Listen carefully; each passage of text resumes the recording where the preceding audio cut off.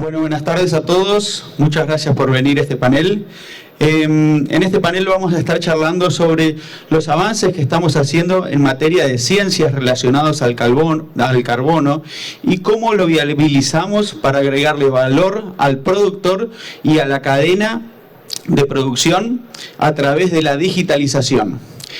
Durante la presentación van a estar viendo que tiene un código QR ahí y van a poder enviar las preguntas a ese código QR, así que esperamos todas las preguntas de ustedes. Voy a presentar a los disertantes que me están acompañando hoy. En primer lugar, Leticia Turinetti, que es ingeniera industrial, especialista en ingeniería ambiental del INTI Córdoba y trabaja hace más de 15 años con la metodología de análisis de ciclo de vida y cálculo de huella de carbono y otros impactos ambientales en industrias y organizaciones. Rodolfo Bongiovanni, que es ingeniero agrónomo, investigador de INTA Manfredi, profesor de la Facultad de Córdoba y con una maestría y doctorado en la Universidad de Purdue. Miguel Taboada, que es ingeniero agrónomo con una maestría en ciencias de suelo y doctorado en agroecosistemas, investigador principal del CONICET y director del Instituto de Suelos de INTA. Guillermo Peralta, que es doctor en Ciencias Agropecuarias, consultor técnico de FAO y de Global Soil Partnership. Y finalmente, Pablo Leguizamón, gerente de operaciones comerciales de carbono, ingeniero industrial. Pero bueno, en este panel que es Potenciando la Agricultura Regenerativa, Ciencia, Carbono y Digitalización. Pablo, me gustaría entender un poco cómo la agricultura regenerativa se conecta con la visión de Bayer y cómo es el rol de la ciencia en el carbono y en la digitalización. Bien. Bueno, buenas tardes a todos, un gusto estar con ustedes y gracias Galo por la pregunta. La verdad que cuando armábamos esta mesa, lo primero que pensábamos es, bueno, explicarle a la gente qué tiene que ver Bayer con todo esto, ¿no? ¿Qué es lo que estamos viendo y por qué estamos de alguna manera con estas personas acá charlando justamente de esta temática? Así que muy brevemente, vamos a ver si esto me acompaña, perfecto. Muy brevemente les queremos contar por qué Bayer, por qué hablamos de agricultura regenerativa, qué es la agricultura regenerativa y conectarlo con todo lo que estamos haciendo, ¿no?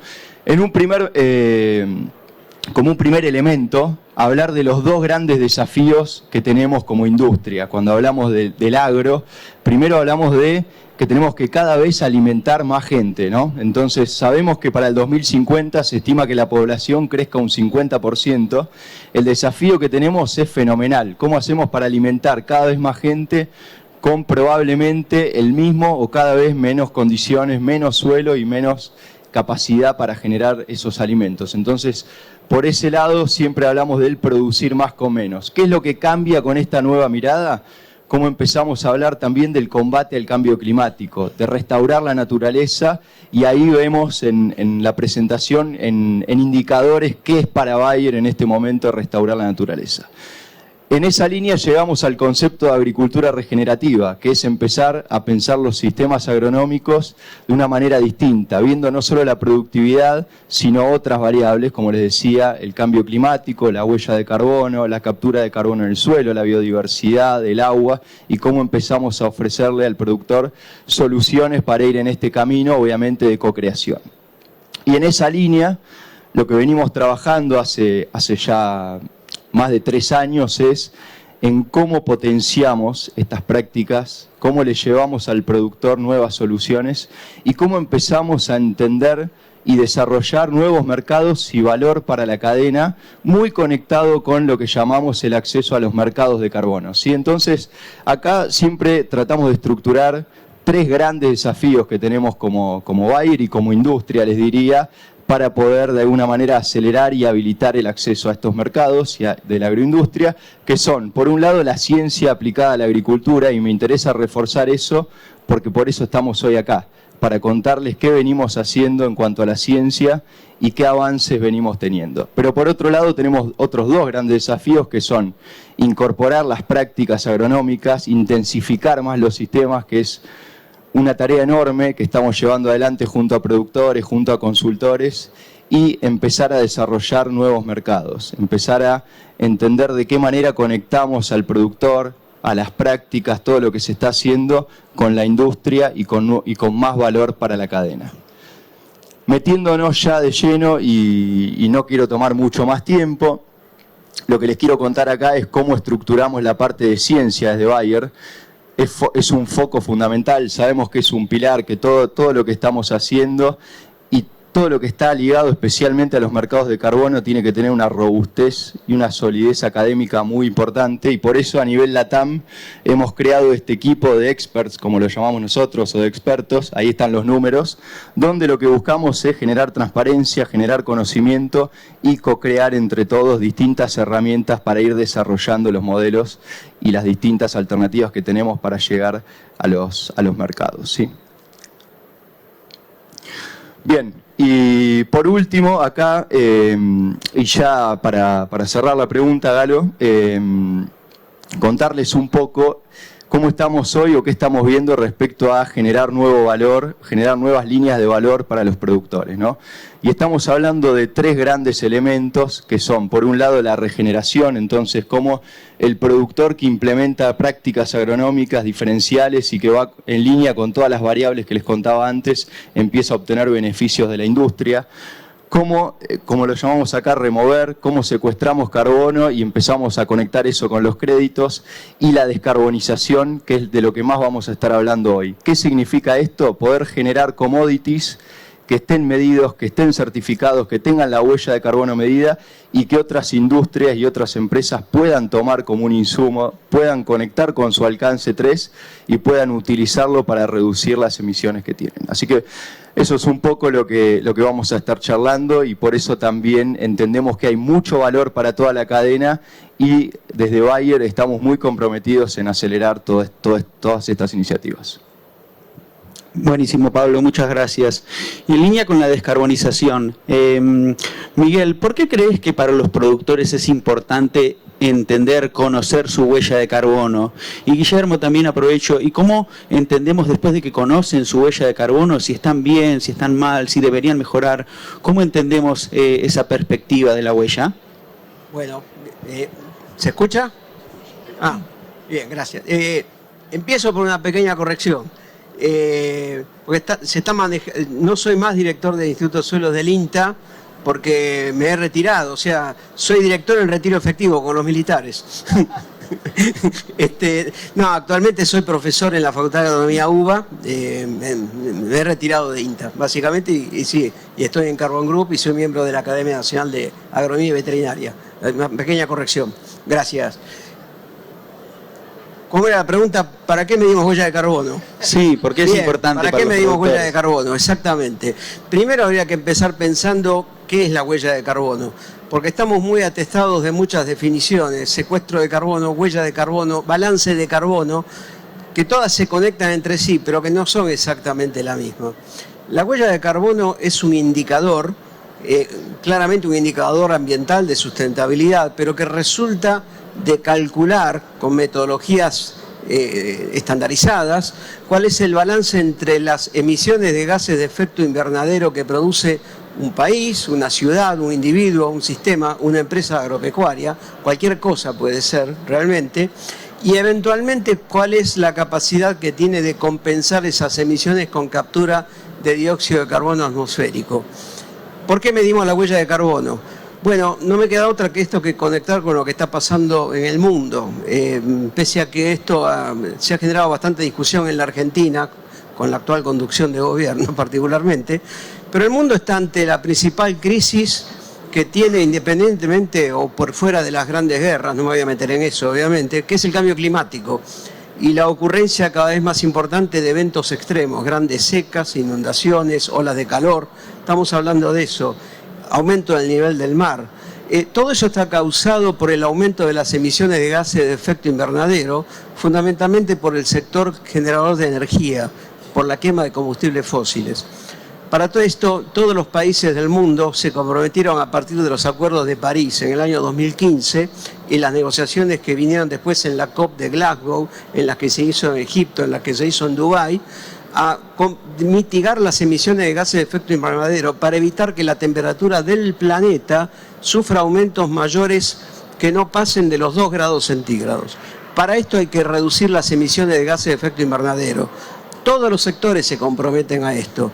Estamos hablando de reemplazo de fuentes de energía, nuevos sistemas de edificación, en el sector de arquitectura. Estamos hablando de otra forma de producir alimentos. Y en el sector agropecuario, lo que estamos hablando también, además de reducir las emisiones, es la posibilidad de compensar esas emisiones con el aumento de los almacenes naturales de carbono que tiene la naturaleza, que son los suelos de uso agropecuario y por otra parte son los bosques y las formaciones que tienen madera, fundamentalmente. Y acá es de destacar que a diferencia del resto de los sectores que mencioné, energía, transporte, fábricas, industrias, depósitos de residuos, todo lo que es el sector agropecuario es el único sector que tiene la capacidad no solo de reducir emisiones, sino también de compensar esas emisiones con el manejo de los suelos agropecuarios. Es decir, que tenemos una responsabilidad muy grande en cómo manejamos nuestros suelos en este caso. ¿Para qué le sirve al productor hacer esto? Bueno, le sirve porque fundamentalmente en este momento no solo es importante descarbonizarse, tener menos emisiones, sino que también lo que está surgiendo es que dependiendo de los mercados donde vendamos nuestras producciones, están surgiendo medidas de frontera que tienen que ver con el carbono, entre otras medidas, compromisos libres de no deforestación, que hacen que sea necesario medir cuánto estamos emitiendo. Yo que soy un poco gordito, es lo mismo que yo me comprometa a bajar de peso y rompa la balanza. Bueno, las emisiones de gases de efecto invernadero es eso, es la balanza, entre comillas, que tenemos para saber si nos estamos descarbonizando, ¿tá? Es decir, hay un compromiso muy fuerte en este sentido que tiene que ver también con la ocurrencia de barreras pararancelarias. Ese es el motivo por el cual es muy importante medir las emisiones de gases de efecto invernadero y medir las compensaciones que hacemos. Por otra parte, esto también es fundamental, pero es muy dependiente también de qué tipo de empresa que tenemos, donde vamos a tener qué tipo de producción y dónde estamos colocando nuestras producciones. Si yo tengo una empresa que está colocando productos en países de requerimientos progresivos, típicamente Unión Europea, países nórdicos, o productos como biodiesel de soja o combustible de aviación, todo esto que yo estoy diciendo no es ninguna novedad. Ya se sabe que esto hay que hacerlo, hay que medir las emisiones que tiene el sistema. Lo otro es que realmente si yo quiero certificar nuestras producciones y acceder, por ejemplo, a créditos de líneas más baratas. Así que bueno, me freno acá, pero creo que hay muchos motivos por los cuales hoy en día estamos obligados a medir estas emisiones porque es absolutamente conveniente. Guillermo, en relación con eso entonces, después el productor, una vez que se mide, ve cuánto está en la balanza, ¿cómo entendemos cuál es la estrategia que tiene que tomar? Bueno, buenas tardes. Sí, a ver, tratando de conectar con lo que decía Miguel, creemos que es sumamente importante contar con esas mediciones de huella de carbono y de emisiones a nivel predial por parte del productor, pero también vemos y creemos que muchas veces si no tenemos valores de referencia contra los cuales compararnos, de poco sirve que le digamos al productor, usted está emitiendo 1,5 toneladas por hectárea, ¿no? Si no sabemos si eso es bueno, es malo, y no tiene contra qué compararse. Entonces, volviendo por ahí a la analogía que decía Miguel, con el caso de la salud, lo que necesitamos es empezar a construir eso justamente, ¿no? Como si fuera un análisis de colesterol, que a uno le dicen cuáles son los niveles de riesgo, cuáles son los niveles óptimos, lo mismo, empezar a construir para las huellas de producto y los niveles de emisión predial, niveles altos, medios o bajos, sobre todo para lo que son las distintas tipos de producciones y las distintas regiones, ¿no?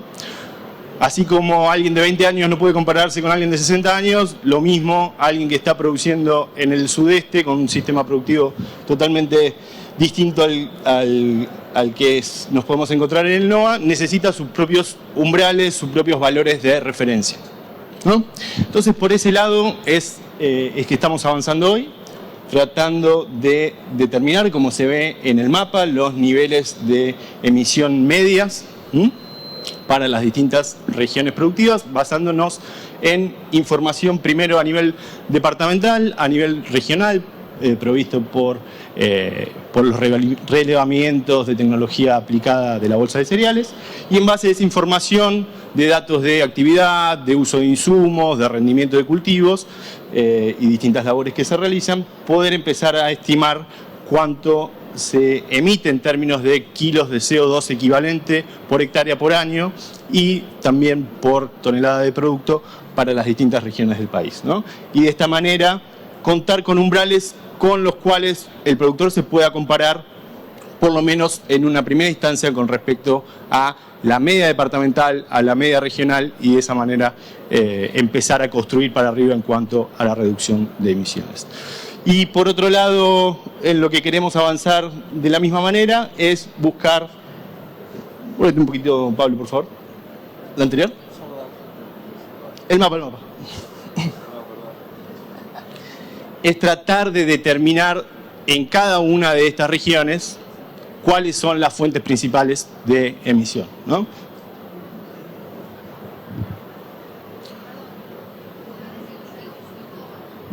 Sí.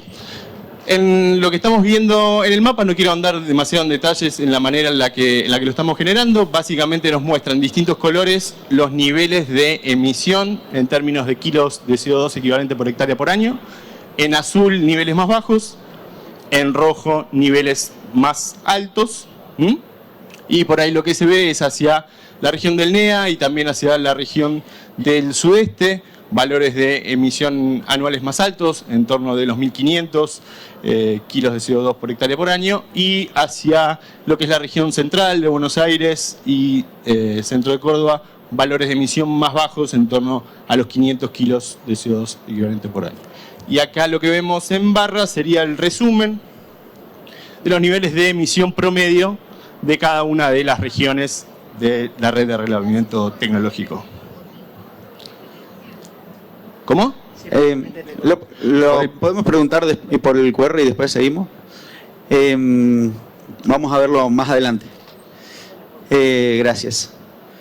Rodolfo, entendiendo que en base al trabajo que están avanzando ustedes y que lo que han evolucionado hasta ahora, ¿por qué entendemos entonces que es muy importante calcular esa huella de carbono con datos primarios que sean generados por los productores y de los productores?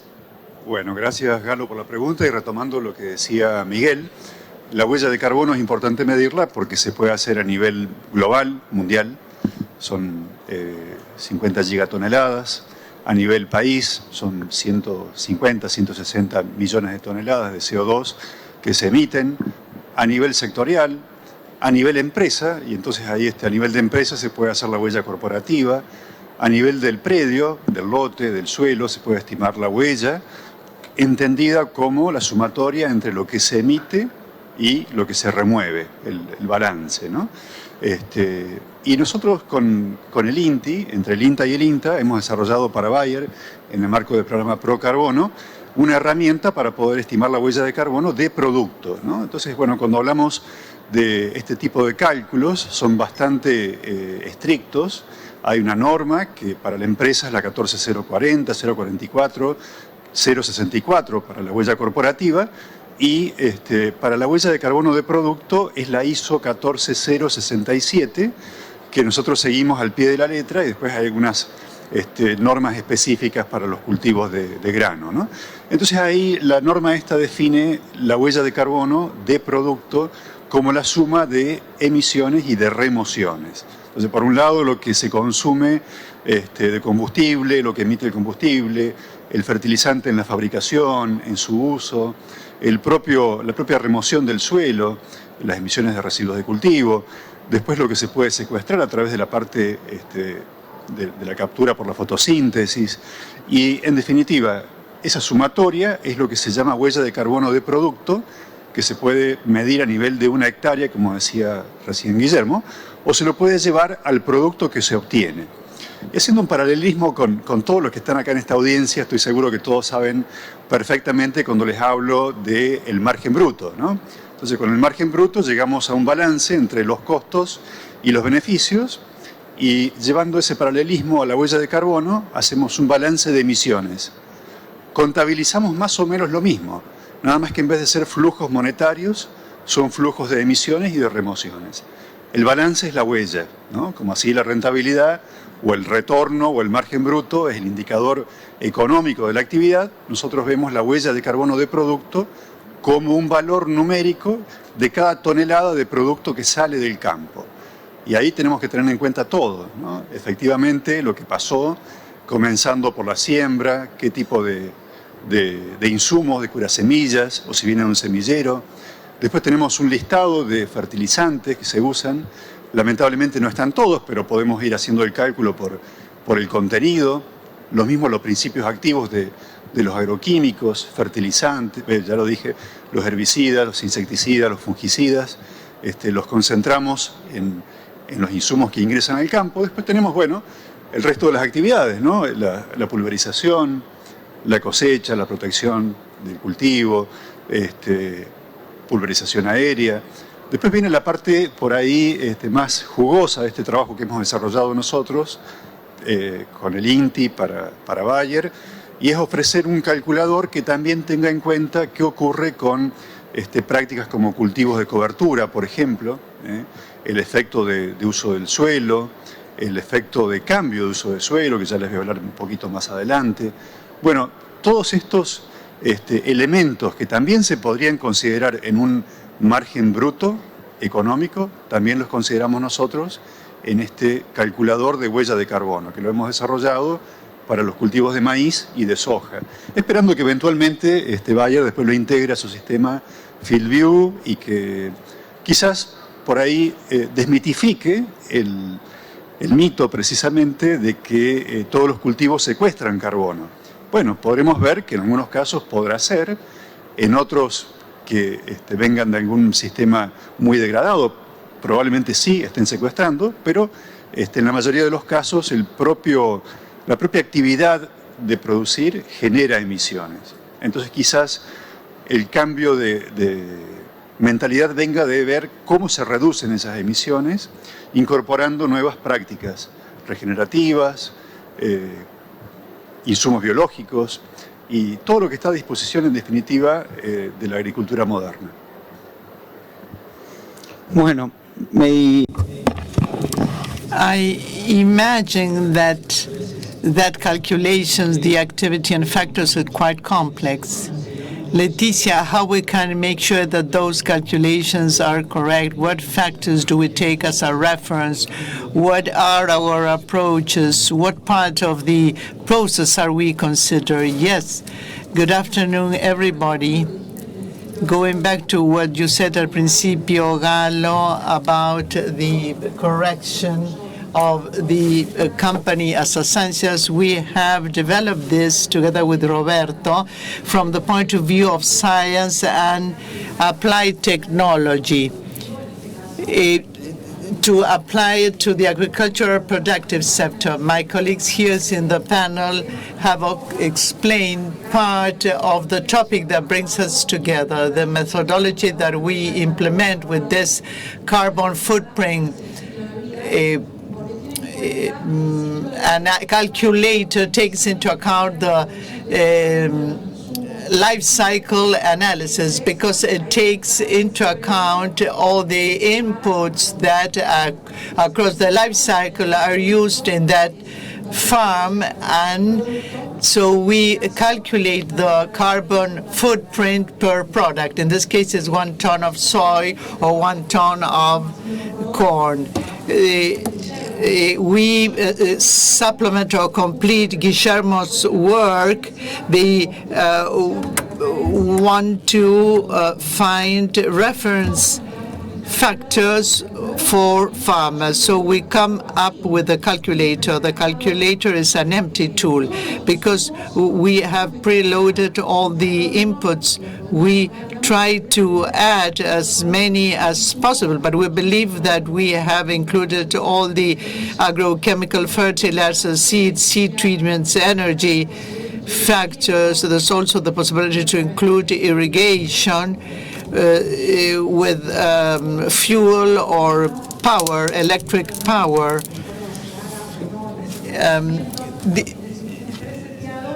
So we have preset all the possibility of resources in the production of soybean and corn.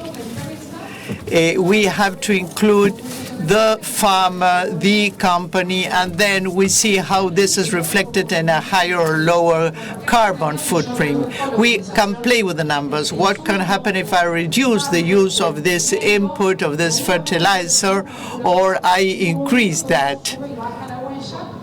So we'll see how the carbon footprint goes up or down. This is the INTE's mission to validate. Once we have preset or preloaded this input, we, apart from the unit impact, we have to use a sort of filler. We take this from data bank or database that are international databases, and we preset this piece of information in the calculator for the unit of a zinc. When the farmers say 5 kilos of urea, 5 liters or whatever, we will see the impact that will have that amount that he or she used. So we try to use the best available factor within the database, and if don't have the database in that database, that input will go to the literature.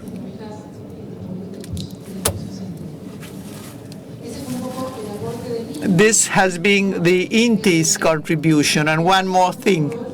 As Rodolfo said, we did this following the 14067 ISO standards of product footprint. If you want to initiate a verification process, there is a second stop, and this can be used for a decision. So if you want to verify that calculation, you can do this with this calculator, because we follow the ISO standard. It is important that we understand that we are following the standard. Will also follow the IPCC recommendations, which have to do with the application of hydrogenated fertilizers. For this group of emissions, we have the recommendations of the IPCC. So we want to clearly say that we look the latest factors and the latest databases in order to make decisions. When we named all the practices, there are different productive realities in Argentina, and we use different inputs all across the country. How can we understand, Guillermo, all the different uses of inputs that impact on the carbon footprint? That was one of the first questions that we asked ourselves when we started to work with Rodolfo's and Maria Laura group. One of the main questions, the main doubts, how to classify those levels of use and in order not to reinvent the wheel, we started to work with information that was already generated and that become a basis for our survey. And we required this. We requested growers to make a list of what were the inputs that they use, low technology, high technology, or whatever. And so we had a breakdown considering the level of input. What are the agronomical practices, if they have grass plants, if they have cover crops. And in that way, we were able to divide this in high, medium, and low.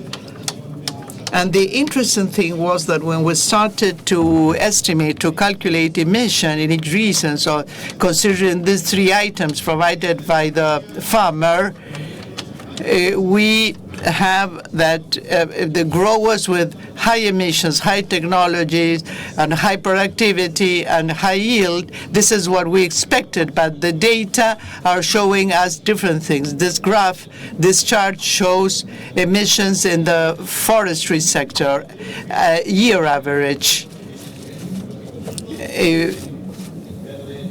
The green bar is high technological level, medium and low in black. And we can see the stable emissions without considering soil organic matter change, use of fertilizers associated with harvest waste or residue, and those associated to the use of fuel for land laboring.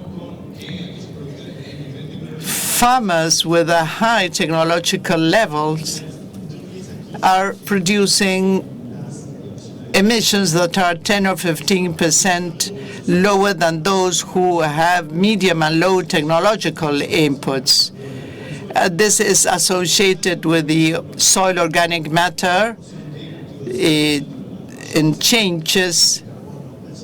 They are the ones that add more carbon to the system of those that generate less emissions, and this is reflected in total emissions. And how that technological level impact on total emission? It's interesting to see that what change are the emission sources in each technological level. It's interesting to identify where those emissions come from. In high technological level, in blue, most of the total emissions come from to the introduction of nitrogen oxide or nitrous oxide. And with low technological level, most of the emissions are associated with loss of organic matter. This allows us identifying what are the main emission sources, and this enables us to work where to work to reduce emissions. Rodolfo, Leticia was talking about the life cycle of the product, cradle to tomb. Guillermo talked about the different kind of emissions and the level of input, but you talk about the change in land use change. As we were just saying, the product carbon footprint has to do with emissions and removal. Emissions have to do with the use of soil and the change in land use. In removal, we can have the opposite effect. If I come from a deforestation, what we see in this map is a calculation that was made by the forestry engineers in INTA. They estimated the biomass 20 years ago, and today the calculator allows us to estimate what was the carbon stock stored that was deforested and that was lost. These we follow also the estimations of the IPCC, tree mass components, whether burns occurred or if something was taken from that timber material. And this has an impact on carbon footprint. It impacts because it has higher emissions. So this change in land use occurred because the grassland was burnt, and so this will increase the footprint. The development of this calculator for Bayer includes a concept that was not considered so far. We started with this with the new provision of the European Union not to import products that come from deforested land. We are incorporating not only the footprint but also effects of deforestation. The complete term is LULUC, land use change, which is the change in the land use, LULUC. The second part, I'm talking about the land use change. In the first part, land used, together with Guillermo Esperanza, Miguel Taboada, we introduced this into the calculator with the tools that we have available. Which are they? One of the tools is precisely the one developed by Miguel's team, the FAO MRV protocol. It allows us to make an economic calculation, and it's equivalent to the capital studies. If you have a company with more capital at the beginning and at the end, so that you have capitalized. If you lost used capital, it means that it has been decapitalized. If at the end of the analysis the soil organic carbon went up, it means that there has been removal. If it is less, it means that there has been losses due to the land use. This can be better explained by Guillermo. Apart from that option of measuring, this is a factor that the farmer has to upload from the soil test. We add the possibility of adding estimations, and we have 3 levels of estimation. Level basic CC1, Tier 1, which is only the corner shop sale or store sale. If we don't have that information, we can go to a map of soil organic carbon. We estimate which was the factor that impacted, depending on the land use or on the laboring or tillage, whether there has been a change in the structure, and that gives us a value that is part of the balance. In the calculator that we developed, we have the level 2 of the IPCC. The first letter refers to Ambrulo from INTA Pergamino. It takes into account a higher number of factors, different variables that are introduced in the model, and the model estimates the gain or carbon gain or loss. I hope I didn't confuse you. Let's compare this with economic studies, costs and benefits. The cost is the emission and the benefit is that removal. If each of the effects are well grouped, the calculation is clear and transparent, and we have developed them a tool that precisely gives clear and transparent information so that we can provide a certification and we can say that we have a reduction, emission reduction process. We agree with what Guillermo says. Those farmers that have higher technological level produce a lower carbon footprint. This is spectacular information, very impactful information. How can we have a user-friendly tool, friendly for the farmer, and also that it can be upscaled globally? This is possible, as you have just shown. I think that the first challenge is how we convert or transform all that knowledge and all that science in value and in practical elements for the farmer, and to connect it connect with the industry. And the second element, how we generate data. The data will be more valuable for the farmer, and this has been clearly shown. How we start to feed this kind of tools with interesting elements, because the farmer does not feel like uploading information all the time and filling in Excel files.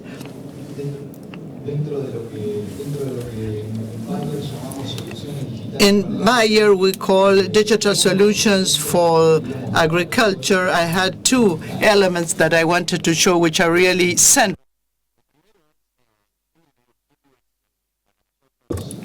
The first is field views. Field views is the field view is the basic for us, how we can capture information, how we automate all that data collection. And also we are already working on this with farmers, which is the ProCarbono platform. Conecta ProCarbono. The idea is to give the farmer a tool that will come from other platforms, from FieldView, that will also be available manually. How do we order that information and how we can structure that and connect this to the industry. Industry means food companies that are interested in commodities with specific characteristics, trader, banks, different kinds of companies that are interested in the farmer and in the input that is being generated. Here we have clearly defined what are our elements: compliance. It's more and more important to show grain traceability and to show that it comes from a plot that has not been deforested. It's a deforestation-free plot. The quality of those data, it's important. It's not only enough to have the data in the platform. We need to have quality data, because if we add wrong data, the result will be incorrect. It won't help us to compare to what is being done elsewhere. So we integrate calculators and different environmental indicators as the carbon footprint, but not necessarily the only thing. Remember what we said at the beginning about regenerative agriculture. Climate change is also an element, diversity. So this is a starting point, but there's room to grow here. And so how are we going to include the agronomic side?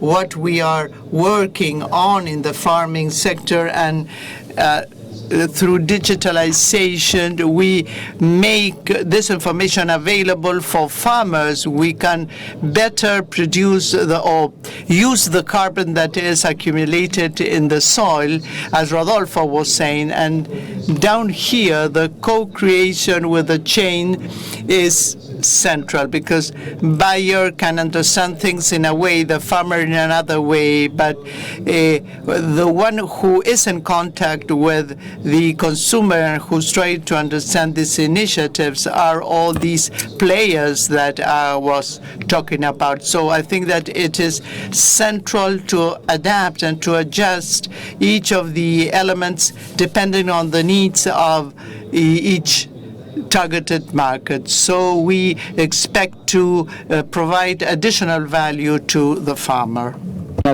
Muchísimas gracias, Pablo. Repasando un poco entonces lo que vimos, iniciamos con la visión de Bayer en lo que es la agricultura regenerativa, y vimos un poco cómo en el camino hacia la digitalización la ciencia es la base que nos trae solidez y transparencia. Ahora vamos a estar abiertos a preguntas. Yo voy a estar recibiendo, si pueden mandar en el QR, que está arriba a la derecha, y voy a ir mirando y voy contestando y haciendo las preguntas a cada uno de los oradores.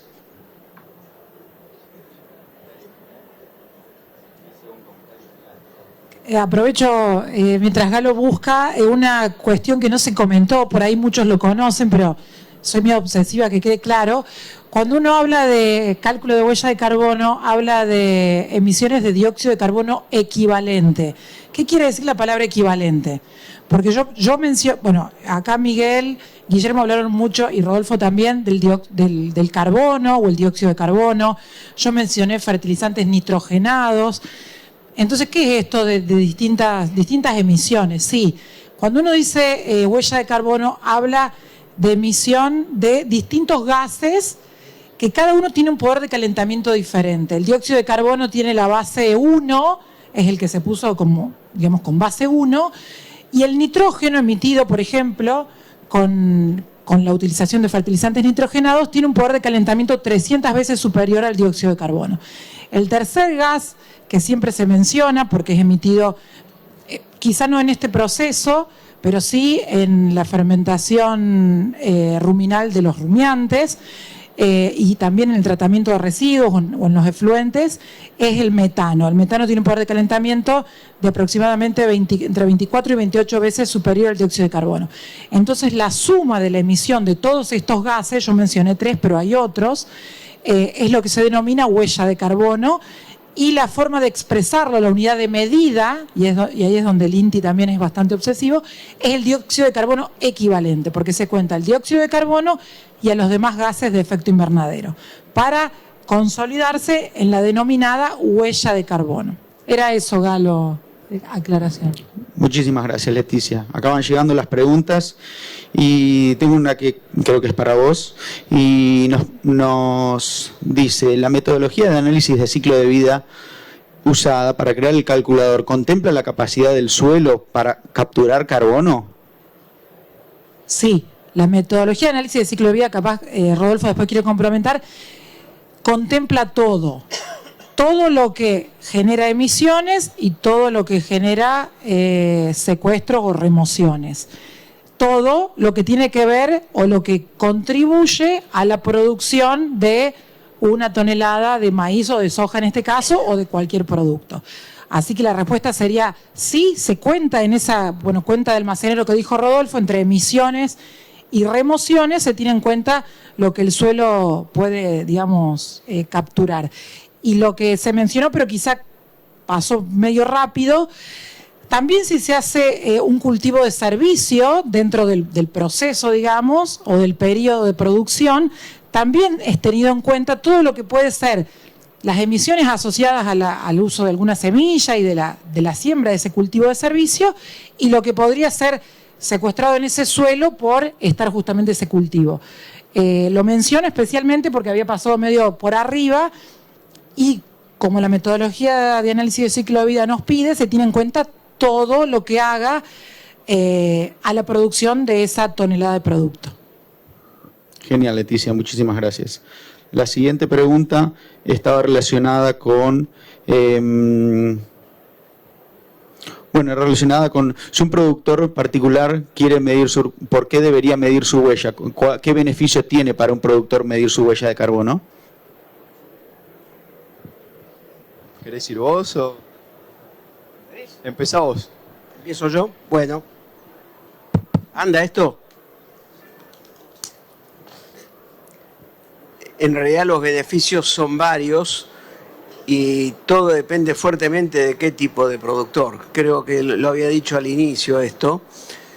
Primero, que conocer dónde estoy parado me va a permitir saber, más con esta herramienta que estamos generando con el equipo nuestro, con Guillermo, debo mencionar también a Bianca Di Tirro, también, que también está en el equipo, nos va a poder referenciarnos, estoy por arriba o por debajo de la media zonal. Esto me permite saber qué nivel de emisiones estamos teniendo, básicamente. Y a partir de ahí podemos generar estrategias para bajar esas emisiones o para compensarlas.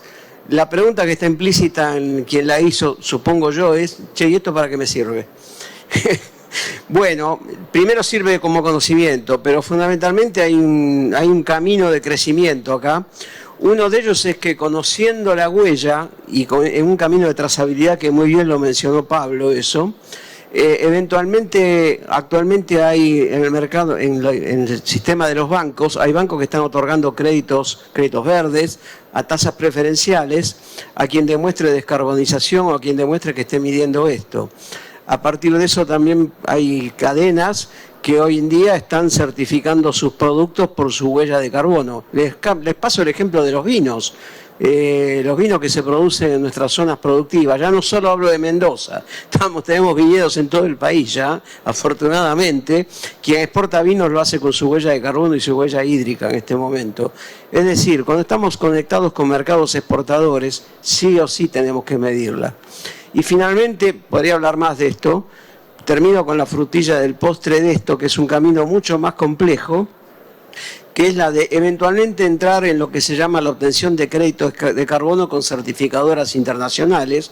Lo estoy diciendo muy fácil, pero a los que les gusta el fútbol como a mí es como jugar la Champions League. No cualquier club la puede jugar. Es decir, implica un camino muy complejo que implica auditorías y asociarse con desarrolladores de proyectos, en este caso nuestra consultora lo es, por ejemplo. Las entidades que otorgan estos certificados internacionales son muy escasas.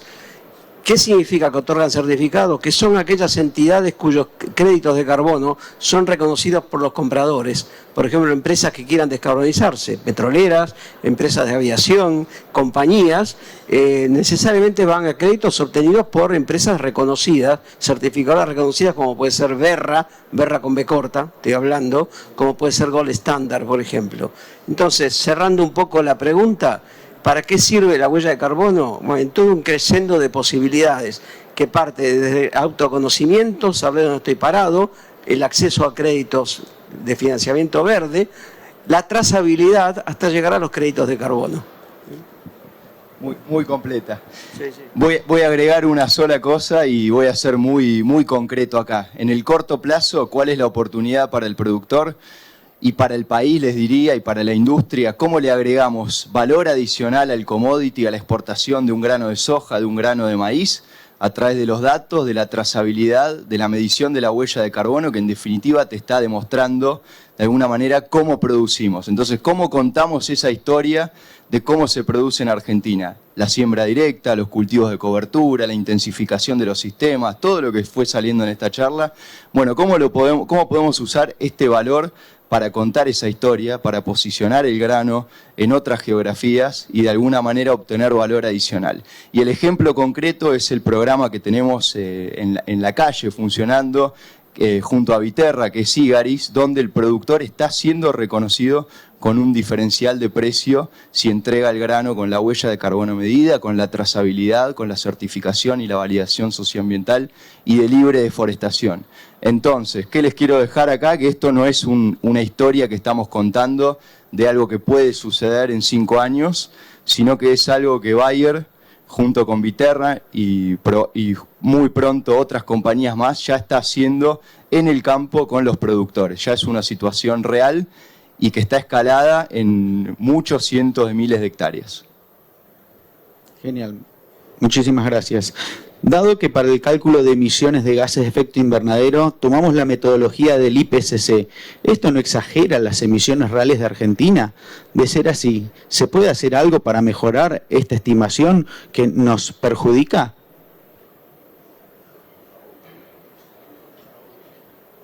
Bueno, me dejaron a mí. No sé si lo perjudica o no. Son las ecuaciones y los factores que tenemos. En el caso del equipo, nuestro, con Rodolfo de INTA e INTI, siempre somos muy estrictos con esto, en cuanto a que digamos, si aparecen factores nuevos desarrollados por la ciencia de acá de Argentina, si son publicados y si son avalados, nosotros los vamos a tomar, pero mientras tanto tomamos para nosotros, lo que está publicado y más confiable, que son los factores del IPCC. Por supuesto que hay mucho trabajo por hacer y ojalá nuestro país se encaminara con más fuerza en poder producir factores y generar factores propios. Es una deuda pendiente quizá de nuestro país, de nuestras regiones, de institutos como los nuestros, Lo cierto es que, bueno, también los vaivenes por ahí de la política hacen que estemos con más fuerza sobre estos temas o con menos fuerza. Los equipos tienen mucha historia y mucho trabajo por detrás, sobre todo el INTA, debo decirlo, el INTA por ahí es más nuevo en esta temática, pero sí nos falta quizá un grado de desarrollo un poco más, publicarlos y que estos estén disponibles y sean aprobados por el IPCC. Yo sé que hay corrientes o grupos que están por ahí en contra o no están de acuerdo con lo que dice el IPCC, de momento es lo que hay y lo que respetan todos los países que reportan. De hecho, Argentina, lo mencionó Miguel y lo mencionó también Rodolfo, hace su reporte bianual de emisiones de gases de efecto invernadero con esos estándares, con esas ecuaciones y con esos factores, porque es lo que hay, digamos, y es lo aprobado. ¿Deberíamos trabajar en esa línea y tener factores propios? Sí. ¿Estamos cerca? No sé si tanto. Bueno, agregando a lo que comentabas, Leticia, también quisiera decir que hay que mirar la comparabilidad. O sea, que usemos un factor determinado no quiere decir que nos beneficie o nos perjudique, sino que nos hace comparable a otro estudio de huellas que haya sido hecho en el resto del mundo usando el mismo método, ¿no? Porque de nada serviría que nosotros digamos, sí, porque somos argentinos, vamos a usar un factor distinto, entonces que nos beneficie, y eso después va a salir en primera plana. ¿Qué va a pasar? Lo que pasa siempre, no nos creen, ¿no?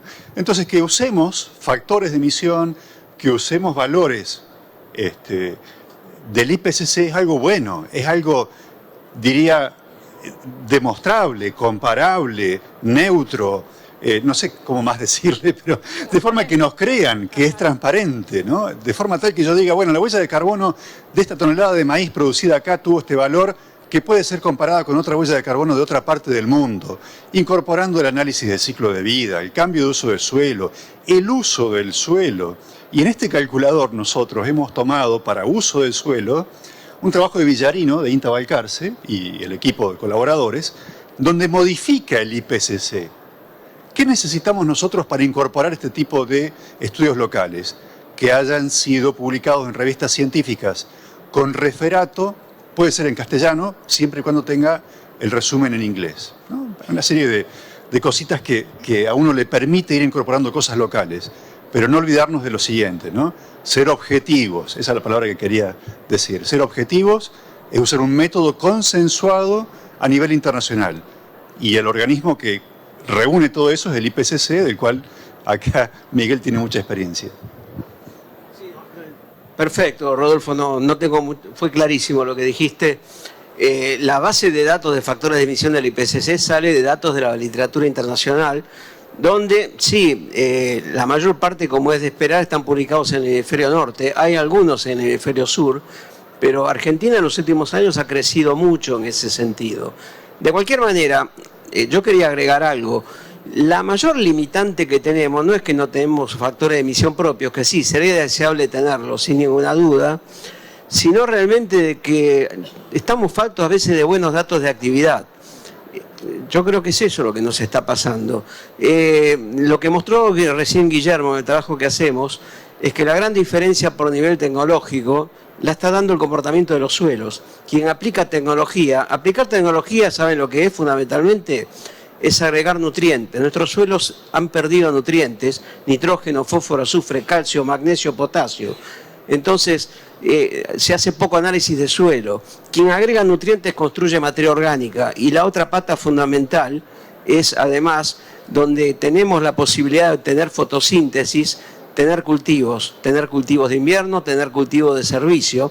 De esa forma fotosintetizamos todo el año. Ese es el gran potencial que tienen nuestros suelos, que no tienen nieve en invierno, y es lo que le diferencia con el hemisferio norte, y es ahí donde podemos hacer la gran diferencia, claramente, llegando, si no a un sistema carbono neutral, por lo menos a un sistema de emisiones muy bajas. Buenísimo, muchas gracias, muy claro. Última pregunta, hay muchísimas preguntas más que vamos a ir respondiendo posteriormente después a los correos o a la información de contacto de cada uno. ¿Cuáles proyectos comerciales ya generan un beneficio a los productores? ¿Son pequeños pilotos? Bueno, arranco por el final, creo que parte ya la respondimos, pero la respuesta es no. La respuesta es: estamos trabajando a gran escala, tenemos un proyecto en el campo, como les decía, trabajando en soja, con más de 1 millón de hectáreas, lo cual nos habla de uno de los programas de carbono más grandes del planeta, y estamos en cadena, digamos, entre varias empresas y entre varias industrias, llevándolo adelante junto a los productores, que la verdad que han tenido una aceptación impresionante para sumarse a este tipo de iniciativas. Así que en Argentina ya es una realidad este tipo de iniciativas a gran escala, a diferencia tal vez de lo que se escucha en otros países donde están en una fase más de piloto o de prueba o de entender el valor que esto tiene. Buenísimo, muchas gracias. Las preguntas que quedaron pendientes las iremos respondiendo en estos días.